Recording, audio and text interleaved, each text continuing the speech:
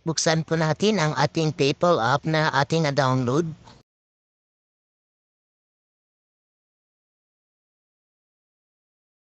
Pindutin po natin ang sign up. I-enter po natin ang ating email address na gagamitin. At saka pindutin ko natin ang next.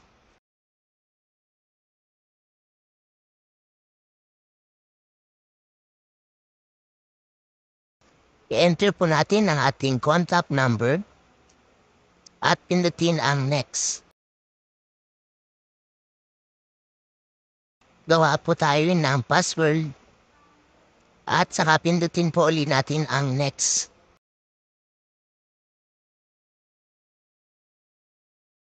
Pagkatapos, ilagay na po natin ang ating personal information, first name, middle name, at last name. Saka po natin pindutin ulit ang next.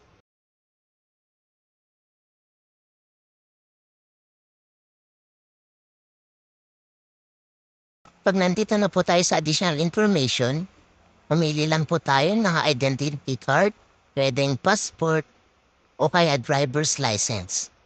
Driver's license po ang mapili natin. Ilagay po natin ang document number or yung ID number. At saka ilagay din natin ang ating date of birth.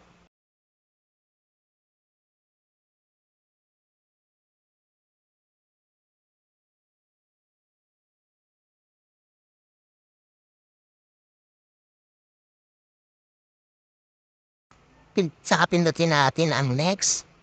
At ilagay na po natin ang ating address. Pindutin lang po natin yung add manually.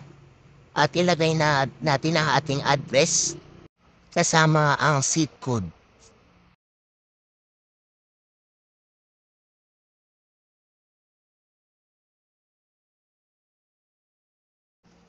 Pagkatapos pindutin natin ang box and then click agree and create account.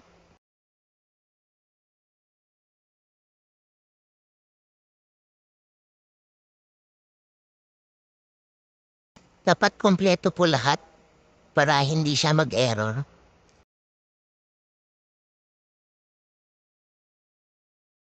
Click allow. Then pindutin lang po natin itong send money.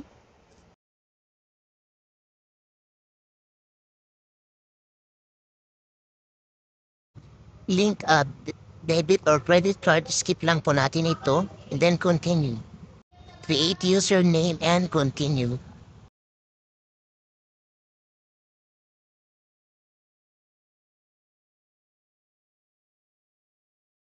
Tutin natin ang ating save preferences.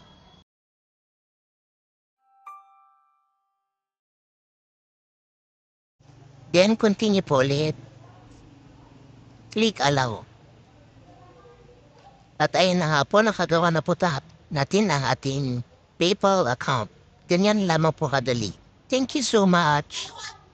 Pwede na po tayong mag-send at magpadala ng pera. At pwede rin mag-shopping. So ganyan lamang po kadali.